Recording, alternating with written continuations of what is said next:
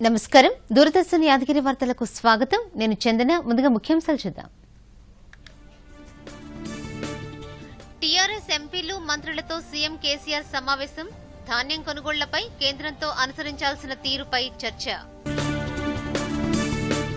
మౌలిక వసతుల కల్పనతో ఉత్తరాఖండ్ ముఖ చిత్రం మారుతుందన్న ప్రధాని మోదీ డెహ్రాడూన్ ఢిల్లీ ఎకనామిక్ కారిడార్ తో పాటు పలు అభివృద్ది పనులకు శ్రీకారం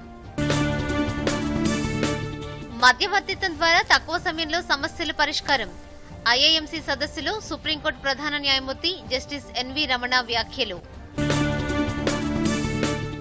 గుజరాత్లోని జామ్నగర్లో ఒమిక్రాన్ 3వ కేసు గుర్తింపు ఐసోలేషన్లో ఉంచి చికిత్స అందిస్తున్నామన్న రాష్ట్ర వైద్య ఆరోగ్య శాఖ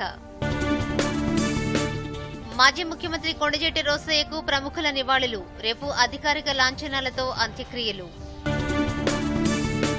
ముంబై టెస్టులో సరికొత్త రికార్డులు ఒకే ఇన్నింగ్స్ లో 10 వికెట్లు సాధించిన న్యూజిలాండ్ బౌలర్ అజాజ్ పటేల్ తొలి ఇన్నింగ్స్ లో 62 పరుగులకి కుప్పకూలిన కివీస్ కోవిడ్ మహమ్మారిని అరికట్టేందుకు ప్రతి ఒక్కరూ తప్పనిసరిగా మాస్క్ ధరించాలి భౌతిక దూరం పాటించాలి తరచూ చేతులను కడుక్కోవాలి వ్యక్తిగత శుభ్రతను పాటించాలి 18 సంవత్సరాలు నిండిన వారందరూ తప్పనిసరిగా వ్యాక్సిన్ వేయించుకోవాలి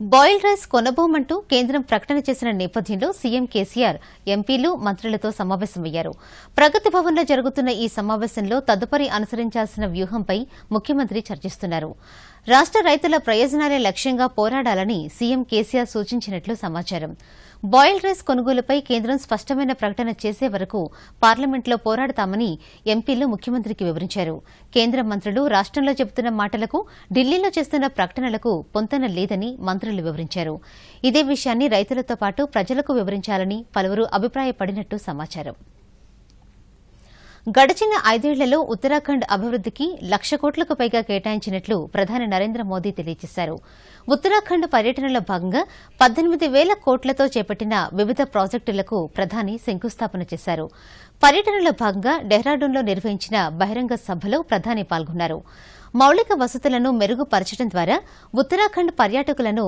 మరింత ఆకర్షిస్తుందన్నారు 8,300 కోట్ల రూపాయల వ్యయంతో నిర్మించనున్న ఢిల్లీ డెహ్రాడూన్ ఎకనామిక్ కారిడార్తో రాష్టంలోని వివిధ పట్టణాలు ప్రముఖ పుణ్యక్షేత్రాలు అనుసంధానమవుతాయని అన్నారు ఈ కారిడార్ నిర్మాణంతో ఢిల్లీ డెహ్రాడూన్ మధ్య ప్రయాణం 6 గంటల నుండి 3 గంటలకు తగ్గుతుందన్నారు దీనివల్ల రాష్ట యువతకు విద్య ఉద్యోగ ఉపాధి అవకాశాలు మరింత విస్తృతమవుతాయని ప్రధాని అన్నారు పర్యటనలో భాగంగా ఆసియాలోని అతిపెద్ద వన్యప్రాణి సంరక్షణ కేంద్రానికి ప్రధాని శంకుస్థాపన చేశారు దీంతో పాటు యమునా నదిపై 1,700 కోట్ల రూపాయలతో నిర్మించిన 120 మెగావాట్ల హైడ్రో ఎలక్ట్రిక్ ప్రాజెక్టును ప్రధాని జాతికి అంకితం చేశారు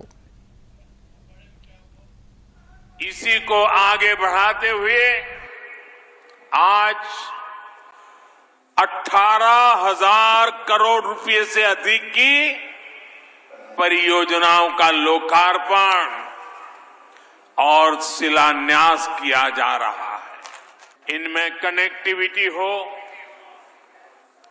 स्वास्थ्य हो संस्कृति हो तीर्थाटन हो बिजली हो बच्चों के लिए विशेष तौर पर बना चाइल्ड फ्रेंडली सिटी प्रोजेक्ट्स हो करीब करीब हर सेक्टर से जुड़े प्रोजेक्ट इसमें शामिल है बीते वर्षों की कड़ी मेहनत के बाद अनेक जरूरी प्रक्रियाओं से गुजरने के बाद आखिरकार आज ये दिन आया है ये परियोजनाएं इस दशक को उत्तराखंड का दशक बनाने में अहम भूमिका निभाएगी 10 साल तक देश में इंफ्रास्ट्रक्चर के नाम पर घोटाले हुए घपले हुए इससे देश का जो नुकसान हुआ उसकी भरपाई के लिए हमने 2 गुनी गति से मेहनत की और आज भी कर रहे हैं। आज भारत आधुनिक इंफ्रास्ट्रक्चर पर 100 लाख करोड़ रुपए से अधिक के निवेश के इरादे से आगे बढ़ रहा है। आज भारत की नीति गति शक्ति की है, 2 गुनी 3 गुनी तेजी से काम करने की है। सालों साल अटकी रहने वाली परियोजनाओं, बिना तैयारी के फीता काट देने वाले तौर तरीकों को पीछे छोड़कर आज भारत नवनिर्माण में जुटा है। పెండింగ్ కేసుల సత్వర విచారణ జరగాల్సిన అవసరం ఉందని భారత ప్రధాన న్యాయమూర్తి జస్టిస్ ఎన్వీ రమణ అభిప్రాయపడ్డారు. మధ్యవర్తిత్వం ద్వారా తక్కువ సమయంలో పరిష్కారాలు చూపే వీలుందని ఆయన అన్నారు. హైదరాబాద్లోని హెచ్ఏసీసీలో నిర్వహించిన ఇంటర్నేషనల్ ఆర్బిట్రేషన్ మీడియేషన్ సెంటర్ సదస్సుకు ఆయన హాజరయ్యారు. ఈ కార్యక్రమంలో సుప్రీంకోర్టు న్యాయమూర్తులు justice Subhash Reddy, justice Nageswara Rao, justice Hima కోహ్లీతో ఇతర న్యాయమూర్తులు, సీఎం కేసీఆర్, పలువురు మంత్రులు పాల్గొన్నారు. ఈ సందర్భంగా సీజేఐ ఎన్వీ రమణ మాట్లాడుతూ అంతర్జాతీయ ఆర్బిట్రేషన్ కేంద్రం ఏర్పాటుకు హైదరాబాద్ అనుకూల వేదిక అన్నారు. న్యాయస్థానాలకు వచ్చే ముందు మధ్యవర్తిత్వం ద్వారా సమస్య పరిష్కార మార్గాలు చూడాలన్నారు. న్యాయస్థానాలను ఆశ్రయించడం అన్నది ఆఖరి ప్రత్యామ్నాయం కావాలని సీజేఐ సూచించారు. Misunderstanding, ego issues, trust and greed can lead to conflicts. Ultimately, small difference of opinions can lead to a big conflict, and even a big conflict can be resolved with some effort in understanding one another. If conflicts arise in our personal life, they can be resolved by avoiding the people you don't like, or you can choose to personal sacrifice of some property or money to get mental peace by satisfying the other person's ego. Sometimes you may choose the path of silence or even develop a philosophical attitude to some issues. Every day in our lives we face conflicts. International arbitration mediation వంటి సంస్థలు హైదరాబాద్ రావడం ఎంతో సంతోషాన్ని కలిగిస్తోందని CM KCR అన్నారు. సదస్సులో CM KCR మాట్లాడుతూ మధ్యవర్తిత్వం అనేది దేశంలో రచ్చబండ లాంటి వేదికల రూపాల్లో ఎప్పటి నుంచో ఉందన్నారు.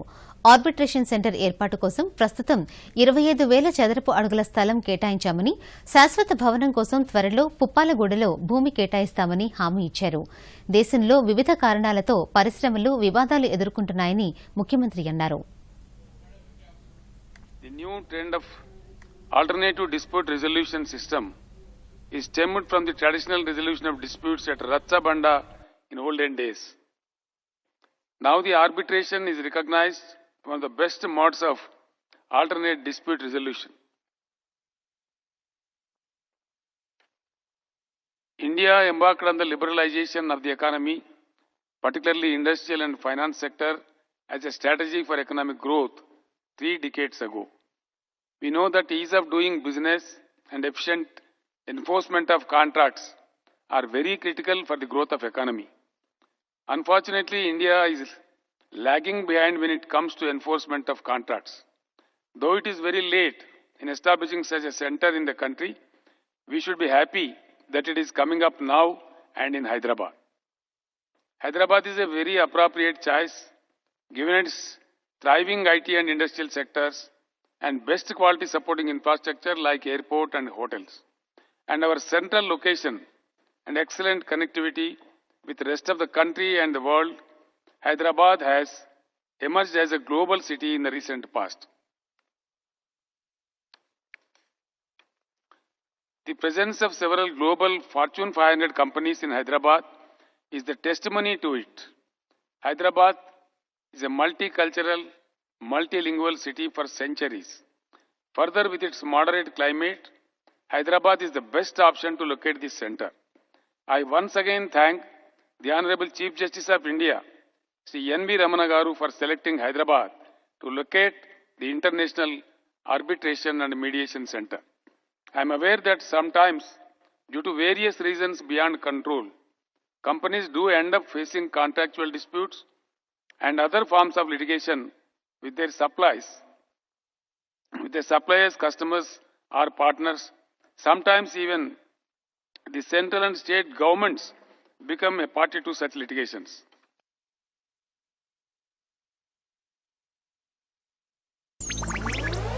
డిజిటల్ బ్యాంకింగ్ కాలం ఇది. టైం ఆదా చేయాలండి. Digital banking సులువైనది. ఏ చెల్లింపైనా చేసుకోండి. ఎప్పుడైనా ఎక్కడైనా సేఫే ఫాస్టే. ప్రతి పేమెంట్ వేళ్ల మీద సెట్టే. లావాదేవీల ఆప్షన్స్ ఎన్నో. ఐఎంపీఎస్, ఎన్ఈఎఫ్టీ, యూపీఐ కూడా. 24 గంటలు పనిచేసే పేమెంట్ సులువు. హాయిగా ఉండే. ఆర్బీఐ అంటుంది విషయాలు తెలుసుకోండి, జాగరూకంగా ఉండండి. దేశంలో పారదర్శకత, జవాబుదారీతనానికి పబ్లిక్ అకౌంట్ కమిటీ బాటలు వేసిందని రాష్టపతి రామ్నాథ్ కోవింద్ అన్నారు. పీఎస్సీ ఏర్పడి 100 సంవత్సరాలైన సందర్భంగా పార్లమెంట్ సెంట్రల్ హాల్లో నిర్వహించిన సమావేశానికి ఆయన హాజరయ్యారు. ఈ కార్యక్రమంలో ఉపరాష్టపతి వెంకయ్యనాయుడు, లోక్సభ స్పీకర్ ఓం బిర్లా, లోక్సభ కాంగ్రెస్ పక్ష నేత అధీర్ రంజన్ చౌదరి, ఇతర ప్రముఖులు హాజరయ్యారు. ఈ సమావేశంలో వివిధ రాష్ట్రాలకు చెందిన పీఎస్సీ చైర్మన్లు, ఆయా శాసనసభల స్పీకర్లు, ఇతర ప్రజా ప్రతినిధులు పాల్గొన్నారు.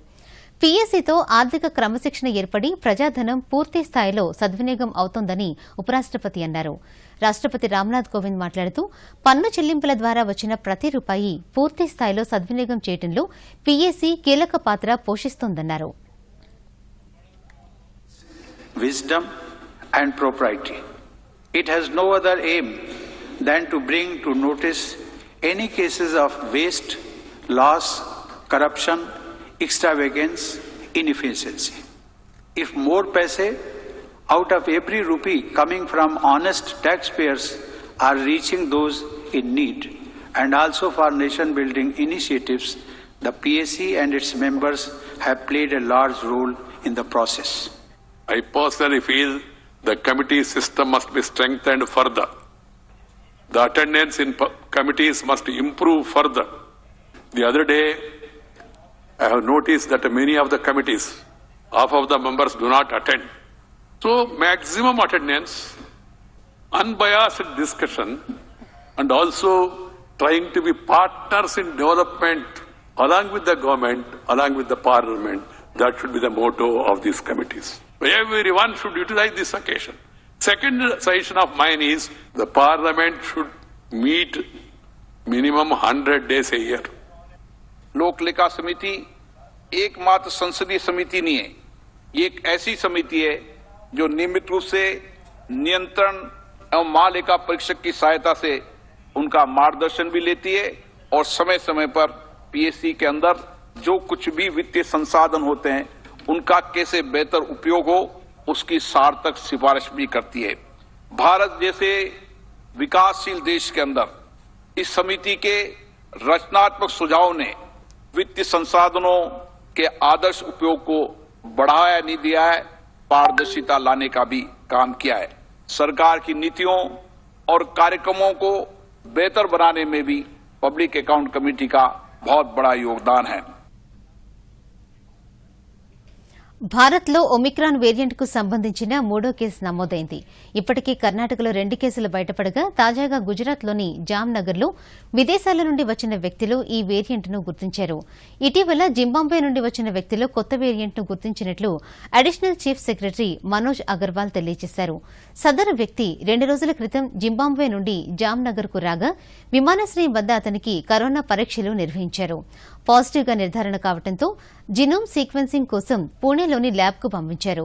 ఇందులో ఒమిక్రాన్ వేరియంట్ను గుర్తించారు. దీంతో బాధితుడిని ఐసోలేషన్కు తరలించి చికిత్స అందిస్తున్నారు.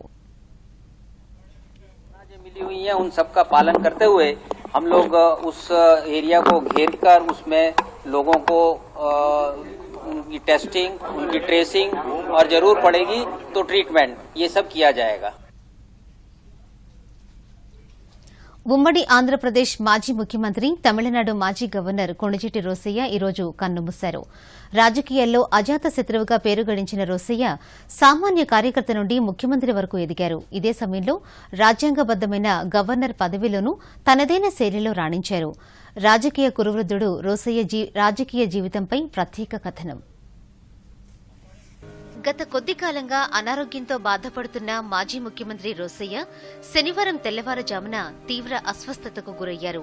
కుటుంబ సభ్యులు ఆసుపత్రికి తరలిస్తుండగానే మార్గమధ్యంలో ఆయన కన్నుమూశారు. రాజకీయ కురువృద్ధుడుగా పేరు గడించిన రోసయ్య 1933 జూలై 4న ఏపీలోని గుంటూరు జిల్లా వేమూరులో జన్మించారు. గుంటూరు హిందూ కళాశాలలో కామర్స్ పూర్తి చేశారు. ప్రముఖ స్వాతంత్ర సమరయోధుడు, కర్షక నాయకుడు ఎన్జీ రంగా శిష్యుడిగా రాజకీయ ప్రవేశం చేసిన రోసయ్య 1968లో తొలిసారిగా శాసన మండలికి ఎన్నికయ్యారు. కాంగ్రెస్ పార్టీ తరపున 1968, 1974, 1980, 2009లలో శాసన మండలి సభ్యునిగా ఎన్నికయ్యారు.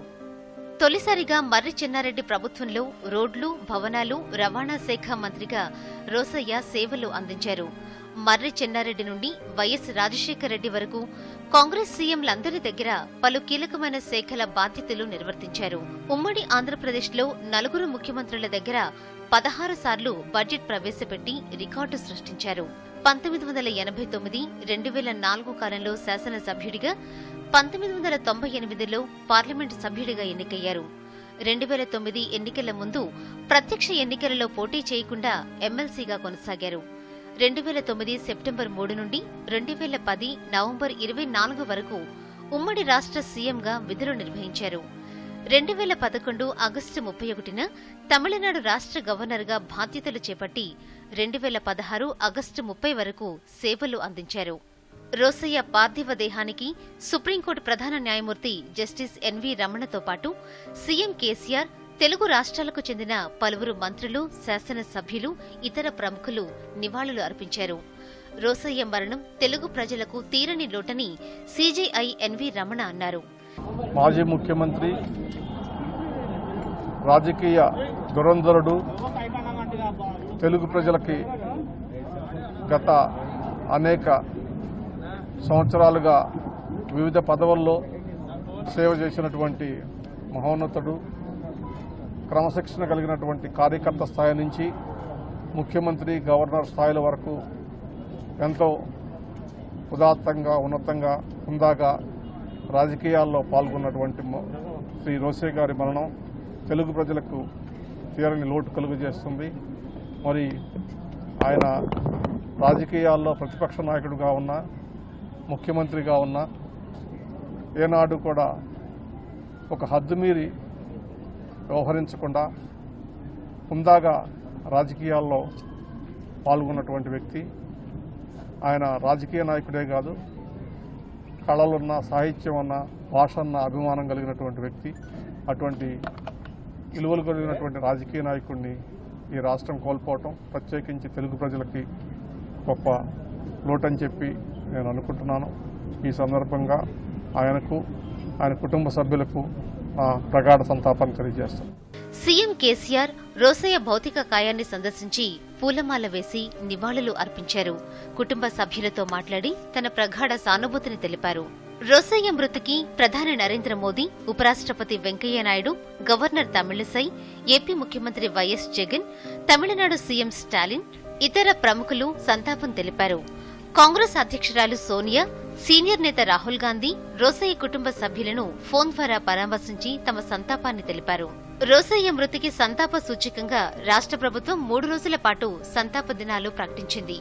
అధికారిక లాంఛనాలతో అంత్యక్రియలను నిర్వహించాలంటూ రంగారెడ్డి, హైదరాబాద్ కలెక్టర్లకు ఆదేశాలు జారీ చేసింది. ఆదివారం కొంపల్లిలో అంత్యక్రియలు నిర్వహించనున్నట్లు రోసయ్య కుటుంబ సభ్యులు తెలిపారు. Bureau report, Doordarshan news. నిరుద్యోగ యువతలో నైపుణ్యతను పెంచి ఉద్యోగ, ఉపాధి అవకాశాలు కల్పించడం కోసం కేంద్రం రూపొందించిన ప్రధానమంత్రి కౌశల్ వికాస్ యోజన పథకం ఆశించిన స్థాయి ఫలితాలనిస్తోంది. స్వయం కృషితో ఎదిగే విధంగా యువతకు శిక్షణ ఇచ్చి వారి కాళ్ల మీద వారు నిలబడగలిగే భరోసా కల్పిస్తున్నారు. రాజన్న సిరిసిల్ల జిల్లాలో పీఎంకేవీవై అమలు తీరుపై ప్రత్యేక కథనం. దీర్ఘకాలిక ప్రయోజనాలు, మార్కెట్ స్థితిగతులు, ఇదివరకు పూర్తి చేసిన చదువుల ఆధారంగా వివిధ రంగాల్లో శిక్షణ ఇస్తున్నారు. Data program, duty assistance, home health aid, computer skills వాటిపై శిక్షణ తరగతులు కొనసాగుతున్నాయి. 10వ తరగతి నుండి ఇంజనీరింగ్ చదివిన విద్యార్థులకు, నిరుద్యోగులకు ఉపాధి శిక్షణ ఇస్తున్నారు. ఈ కేంద్రం ద్వారా 12 బ్యాచ్లకు శిక్షణ పూర్తి కాగా 6 బ్యాచ్లకు ప్లేస్మెంట్ కూడా కల్పించినట్లు అధికారులు చెబుతున్నారు. చాలా మంది డిగ్రీ బీటెక్ కంప్లీట్ చేసిన వాళ్ళు చాలా మంది అన్ఎంప్లాయ్మెంట్ చాలా ఉంది. సో వాళ్ళకి ఒక ఎంఎన్సీ కంపెనీలో జాబ్ రావాలంటే వాళ్ళకి కావాల్సిన సాఫ్ట్ స్కిల్స్ కానీ, ఇంగ్లీష్ కమ్యూనికేషన్ స్కిల్స్ కానీ, ఇంటర్వ్యూని ఎలా ఫేస్ చేయాలి, వాళ్ళకి ఎలాంటి క్వశ్చన్స్ అడుగుతారు, సో దానికి సంబంధించిన టోటల్ ట్రైనింగ్ అనేది నేను ఇస్తాను. సో దానివల్ల వాళ్ళకి ఒక మంచి కంపెనీలో జాబ్ రావడానికి చాలా యూస్ఫుల్ అవుతుంది. ఇక్కడ నేను జీడీ అంటే general duty assistant home health head గురించి శిక్షణ ఇస్తున్నాను. ఈ కరోనా టైంలో ఎమర్జెన్సీకి తీసుకోవడానికి శిక్షణ ఇస్తున్నాను. ఇది చాలా యూజ్ అవుతుంది. ఈ 1 month కోచింగ్ తర్వాత హాస్పిటల్లో ట్రైనింగ్ ఇస్తారు. తర్వాత ప్లేస్మెంట్స్ కూడా ఇస్తారు. పథకం అమలు తీరుపై యువతీ యువకులు సానుకూల స్పందన వ్యక్తం చేస్తున్నారు. తమకు మెరుగైన ఉపాధి అవకాశాలు కల్పించేందుకు ఇది ఎంతగానో దోహదపడుతోందంటున్నారు. కరోనా నేపథ్యంలో తీసుకోవాల్సిన జాగ్రత్తలపై ఇక్కడి యువతకు ప్రత్యేకంగా శిక్షణ ఇస్తున్నారు. సెంట్రల్ గవర్నమెంట్ వాళ్ళు PMKVY తరఫున GDA జనరల్ డ్యూటీ అసిస్టెంట్ శిక్షణ ఇస్తున్నారు. పాండమిక్ సిచ్యువేషన్లో ప్రతి ఒక్కరూ ఏదో వాళ్ళ ఇంట్లోకి ఏదైతే కావాలో ఇక్కడ అన్నీ నేర్పిస్తున్నారు. అండ్ ఇవ్వడమే కాకుండా ఫ్యూచర్లో వాళ్ళ ప్లేస్మెంట్స్ కూడా ఇప్పిస్తారు. నైపుణ్య శిక్షణతో పాటు సాఫ్ట్ స్కిల్స్, ఇంటర్వ్యూలను ఎదుర్కొనే విధానంపై అవగాహన కల్పిస్తున్నారు. దీంతో నిరుద్యోగ యువతీ యువకులు ఇక్కడ శిక్షణ తీసుకునేందుకు ప్రత్యేక ఆసక్తి చూపుతున్నారు. అధికారులు సైతం ఉచిత వసతి కల్పిస్తూ వీరికి చేదోడు వాదోడుగా నిలుస్తున్నారు. ప్రధానమంత్రి కౌశల్ వికాస్ యోజన ద్వారా నిరుద్యోగ యువతీ యువకులు శిక్షణ పొంది ఉపాధి అవకాశాలు పొందుతున్నారు. రాజన్న సిరిసిల్ల జిల్లాలో ఈ కేంద్రం ద్వారా ఎంతో మంది నిరుద్యోగ యువతకు సహకారం అందుతుంది. రాజన్న సిరిసిల్ల జిల్లా నుండి ఎదుల తిరుపతి, దూరదర్శన్ న్యూస్. దశాబ్దాల నుండి తాగునీటికి నోచుకోలేకపోతున్న సూర్యాపేట జిల్లా గ్రామాలకు మిషన్ భగీరథ వరంలా మారింది. జిల్లాలోని 865 ఆవాసాలకు ఇప్పుడు స్వచ్ఛమైన మంచినీరు అందుతుంది. గతంలో ఫ్లోరైడ్ నీటితో సహజీవనం చేసిన ఇక్కడి గ్రామాలు ఇప్పుడు రక్షిత మంచినీటి సరఫరాతో కొత్త రూపును సంతరించుకున్నాయి. సూర్యాపేట జిల్లాలో మిషన్ భగీరథ పథకంపై ప్రత్యేక కథనం ఇప్పుడు చూద్దాం. ఊరూరా ఇంటింటా నల్లా ఇళ్లు కనిపిస్తున్న ఈ గ్రామాలు సూర్యాపేట జిల్లా పరిధిలోనివి. ఒకప్పుడు కేవలం భూగర్భ జలాలపైనే ఆధారపడి ఫ్లోరైడ్ నీటితోనే గొంతు తడుపుకున్న ఈ గ్రామాల చెంతకు రక్షిత మంచినీరు చేరింది. మిషన్ భగీరథతో జిల్లాలోని వందలాది గ్రామాల రూపురేఖలు మారుతున్నాయి. 349 కోట్ల వ్యయంతో 2190 కిలోమీటర్ల మంచినీటి పైప్లైన్లతో 829 వాటర్ హెడ్ ట్యాంకులను నిర్మించారు. వీటి ద్వారా ఇంటింటికి రక్షిత మంచినీరు సరఫరా చేస్తున్నారు. అడవిదేలపల్లి దగ్గర ఉన్నటువంటి చిట్యాలలో ఒక ఇంటేక్ వెల్ను తీసుకొని అక్కడి నుంచి ఆ రా వాటర్ను అవంతిపురంలో తీసుకొచ్చేసి అవంతిపురం నుండి మళ్ళీ అక్కడ పంపింగ్ తీసుకొని ఇక్కడ ఇమాంపేట, సూర్యాపేటకు దగ్గరలో ఉన్నటువంటి ఇమాంపేటలో వాటర్ ఫిల్టర్ 95 mld ఫిల్టర్ను వాటర్ ఫిల్టర్ను ఏర్పాటు చేసుకోవడం జరిగింది. ఇక్కడ నుండి పక్కన ఉన్నటువంటి ఉండ్రుగొండ గుట్టకి పంపింగ్ చేసుకొని ఉండ్రుగొండ గుట్ట నుంచి 3 లైన్ల ద్వారా, ఒకటి సూర్యాపేట మున్సిపాలిటీకి, రెండవది కోదాడు మున్సిపాలిటీ కోదాడు రూరల్కి, మూడవది పెన్పాడ్ రూరల్కి మంచినీరు ఫిల్టర్ చేసిన తర్వాత సప్లై చేయడం జరుగుతుంది. అలాగే మిర్యాలగూడ నుంచి అవంతిపురం దగ్గర నుంచి అక్కడి నుంచి ఫిల్టర్ అయినటువంటి వాటర్ను హుజూర్నగర్ నియోజకవర్గానికి పంపించడం జరుగుతున్నది. అలాగే సూర్యాపేటలో చందుపట్ల ఉన్నటువంటి గ్రామం నుంచి సూర్యాపేట నియోజకవర్గానికి స్వచ్ఛమైనటువంటి నీరు సరఫరా చేయబడటం జరుగుతుంది. నల్లగొండ జిల్లా అడవిదేవులపల్లి మండలం చిట్యాల దగ్గర నాగార్జున సాగర్ టేల్ పాండ్ నుండి కృష్ణా జిల్లాలను అవంతిపురం నీటి శుద్ధి కేంద్రానికి తరలిస్తున్నారు. ఇక్కడి నుండి సూర్యాపేట జిల్లా ఇమాంపేట శుద్ధి కేంద్రానికి తరలించి జిల్లా వ్యాప్తంగా మంచినీరు అందిస్తున్నారు. మిషన్ భగీరథ పథకంపై స్థానికులు హర్షం వ్యక్తం చేస్తున్నారు. ఫ్లోరైడ్ భూతంతో సహజీవనం చేస్తూ జీవితాన్ని కోల్పోతున్న తమకు ఈ పథకం గొప్ప వరంగా మారిందంటున్నారు. తండావాసులు, గ్రామ ప్రజలు బిందెలు పట్టుకొని లైన్లో నిలబడి నీళ్లు దోలాడిన బోర్ల నీళ్లు దొరకని పరిస్థితి. దీని ద్వారా మిషన్ భగీరథ నీళ్లు వచ్చి ఇంటింటికి నల్లాలు వచ్చి నీళ్లు హెల్తీతో పాటు మా ఇంట్లో అందరికీ ప్రాబ్లం లేకుండా నీళ్లు ఎనీ టైంలో వస్తున్నందున చాలా సంతోషకరమైనది. ఇప్పుడు ఇంతకుముందు బోర్ నీళ్ళు అప్పుడప్పుడు మాకు బాధ ఉండేది. అవతల పోయి బిందెలు తీసుకొని బయటికి పోయి చాలా బాధపడ్డాం. ఇప్పుడైతే ఈ నీళ్ళు వచ్చిన కాడ నుంచి మంచిగా ఉన్నాం. అన్ని ఆరోగ్యం మంచిగా ఉంది. నీళ్లు తాగటంలో కూడా మేము చేయటంలో మాకు మంచి ఏ సౌకర్యం మంచిగా ఉంది. పథకం అమలు తీరును ప్రజాప్రతినిధులు, ఉన్నతాధికారులు ఎప్పటికప్పుడు పర్యవేక్షిస్తున్నారు. దీంతో ఎలాంటి ఆటంకాలు లేకుండా సాగునీటి సరఫరా జరుగుతోందని ఆయా గ్రామస్తులు ఆనందం వ్యక్తం చేస్తున్నారు. Bureau report, Doordarshan news. హైదరాబాద్లోని ఈసీఐఎల్ డాక్టర్ హోమిజీ బాబా కన్వెన్షన్ ఆడిటోరియంలో దక్షిణాది సంయుక్త అధికార భాషా సదస్సు నిర్వహించారు.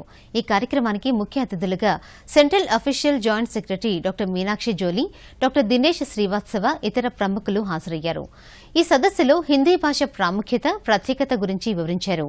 భాష పరిరక్షణకు ప్రతి ఒక్కరూ పాటుపడాలని సభలో పాల్గొన్న వక్తలు పిలుపునిచ్చారు.